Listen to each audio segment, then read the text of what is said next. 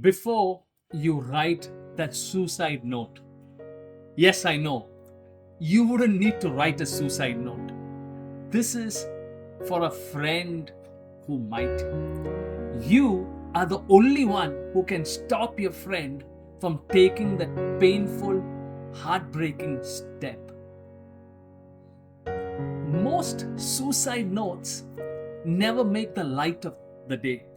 The ones which do are claimed to really great guys. Some of these great guys are really good guys too. For example, the man behind the lens of one of the most painful photograph of the last century, a Sudanese child starving almost to death while a vulture is waiting for her to die so that it could devour her body.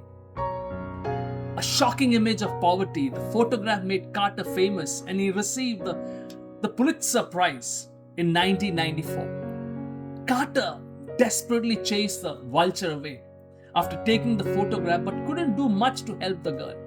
After experiencing breakdown and depression for months, Carter finally died of suicide in 1994 at the young age of 33. His suicide note read, "I am haunted by the vivid memories of killings and corpses and anger and pain of starving or wounded children or trigger-happy madmen, often police, of killer executioners." Then there are really famous guys who can't handle the fame. Musician and singer Kurt Cobain, whose suicide shocked the world several decades ago, had this suicide note: "I don't have the passion anymore. And so remember, it's better to burn out than to fade away." But most people who die of suicide are not really famous guys. They are regular guys like you and me. Some of them are your friends.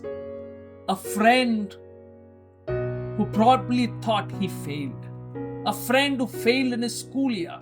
A friend who did miserably in his college course. A friend who failed to get an office promotion. A friend who had a failed relationship. Failure makes us look at life differently. You and I may not bother much about that failure, but for your friend, that failure shattered him, ruined his world. We were too concerned about our success and image to stand with our friend in his failure.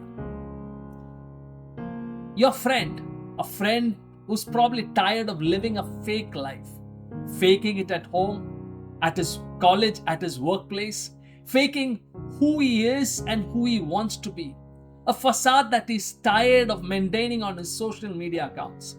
How he wished he could take off that mask and be real to someone who will not judge him regardless of how messy the real face is. We are talking about your friend and my friend, a friend who did not probably have a father figure in his life, orphaned by his circumstances. No one bothered to walk with her and be the voice of a father in her life.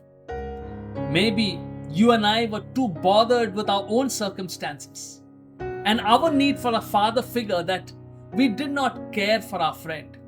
While we are stuck in our selfish world, our friends are sliding towards suicide.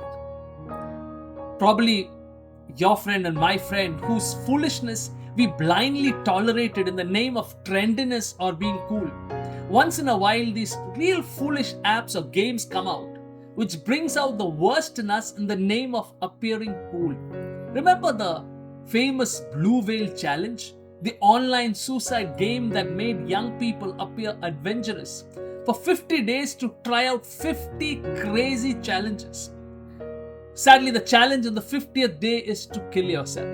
All that your friend and my friend needed was a sane, sensible voice to jerk him out of a foolish, make-believe world. A sensible voice which needed to stand up to a friend and boldly state, "You don't need to be cool by being foolish." Probably your friend, my friend, who couldn't make sense of his faith. A friend who did not recognize who he actually is. That he is created in the image of God. He's crafted for an amazing God-designed plan.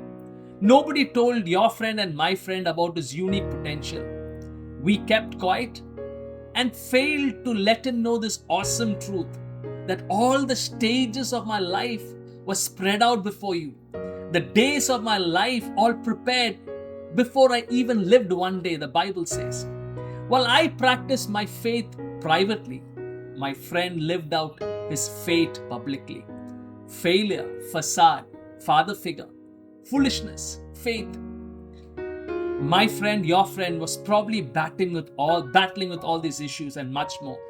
I was too busy figuring out my life to bother what happened to him or her. Before my friend wrote that suicide note, he needed to know failure is not final. We will deal with it together. Take off the facade. I am taking it off too. I'm willing to be a father figure in your life. I will be by your side. Quit living foolishly. You're too smart to play these short-term games. You have a purpose. God created you. Follow His blueprint.